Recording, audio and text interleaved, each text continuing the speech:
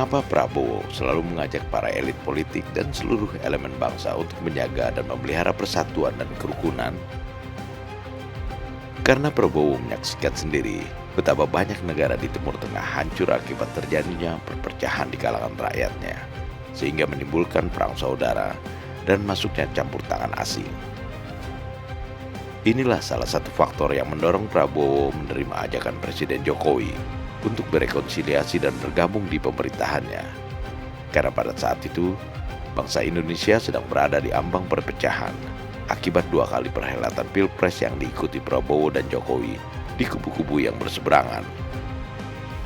Latar belakang yang membuat Prabowo bersedia melakukan rekonsiliasi dengan Jokowi itu diungkap Hashim Joyo Hadikusumo, adik Prabowo, seperti yang diunggah akun TikTok Bertolt Huber atau Vladimir Sergei Hussein berikut ini. Waktu itu, ya Pak Prabowo bilang, dia bertanya sama saya, kamu masih nonton gak waktu berita asing? Saya bilang iya. Kamu nonton gak CNN, BBC, Al Jazeera, apa? Semua, berapa negara yang hancur? Perang saudara, cekcok, Yaman, Suriah, Libya, Irak. Ya, dia sebut beberapa negara. Saya nggak mau negara kita Indonesia seperti itu. So, lebih baik kita menerima tawaran daripada hancur. Faktor lain yang membuat Prabowo memutuskan bergabung di dalam pemerintahan Jokowi adalah penyesalan ayahnya Sumitro Joyo Hadikusumo atau Pak Mitro yang menolak ajakan Presiden Soekarno atau Bung Karno untuk menjadi wakil Perdana Menteri yang mengurusi masalah-masalah ekonomi pada awal 1957. Ketika perekonomian Indonesia hancur pada dekade 60-an, Pak Mitro menyesal telah menolak ajakan Bung Karno.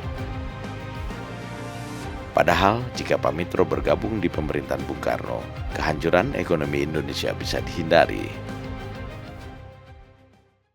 Dan ini ada satu contoh dari orang tua kami. Banyak orang tidak tahu. Dan Prabowo tahu persis ini. Pak Mitro pernah katakan ke saya dan Prabowo dan ke saudara kami. Kan kami bertanya, Pap, what is your greatest regret in life? Apa yang paling disesali oleh Papi? Waktu itu Papi masih umur 70-an. What's your greatest regret? Regret.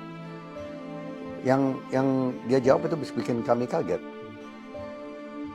Dia bilang, bahasa Inggris ya, waktu itu dia bilang, saya paling menyesal waktu saya menolak permintaan dari Bung Karno tahun 57. Ya.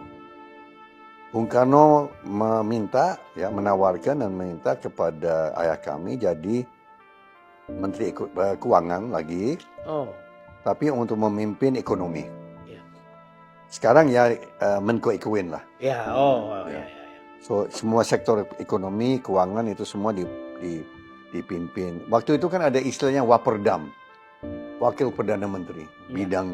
Ada bidang luar negeri, ada bidang macam-macam. Sekarang kan Menko. So setahu saya, Papi diminta jadi Menko Keuangan, tapi juga Waperdam untuk memimpin ekonomi. Penolakan Sumitro Joyo Hadikusumo terhadap ajakan Bung Karno antara lain disebabkan Bung Karno juga mengajak Partai Komunis Indonesia atau PKI untuk ikut di dalam pemerintahan. Sumitro yang saat itu menjadi salah seorang pimpinan Partai Sosialis Indonesia atau PSI tidak mau bekerja sama dengan PKI karena PKI selalu berkhianat. Namun belakangan, Sumitro menyesali keputusannya sebab seandainya Sumitro bersedia bergabung di dalam pemerintahan, ia bisa mengingatkan Bung Karno agar tidak dapat dipengaruhi PKI yang membuat politik dan perekonomian Indonesia hancur sehancur-hancurnya. Nah, keputusan itu Papi menyesal. Karena ekonomi hancur. Seharusnya dia bilang ke saya, seharusnya saya ikut dalam pemerintahan Bung Karno.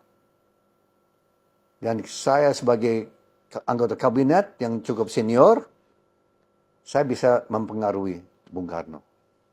Tanpa saya, tidak ada yang bisa menangani ekonomi. Memang ekonomi hancur. Setelah itu hancur. Inflasi 650%. Ya, hancur. Rupiah sudah nggak ada nilai. Ya. Dan tidak ada yang bisa mempengaruhi presiden. Tidak ada bisa mempengaruhi presiden. Sehingga ya yang lain-lain, yang banyak pengaco-pengaco yang mempengaruhi Bung Karno kan. Contoh-contoh kehancuran beberapa negara di Timur Tengah akibat perpecahan bangsanya, serta penyesalan Sumitrojoyo Hadikusumo ayahnya, menjadi pelajaran yang sangat berharga bagi calon Presiden Prabowo Subianto untuk tidak mengulangi kesalahan yang sama. Sehingga Prabowo pun selalu menyerukan persatuan dan kerukunan, terutama para elit politik, agar Indonesia tetap utuh, bersatu dan berdaulat, dan tidak dapat dipengaruhi kekuatan-kekuatan asing yang ingin menguasai kekayaan alam Indonesia. Prabowo Gibran, Man of Our Time.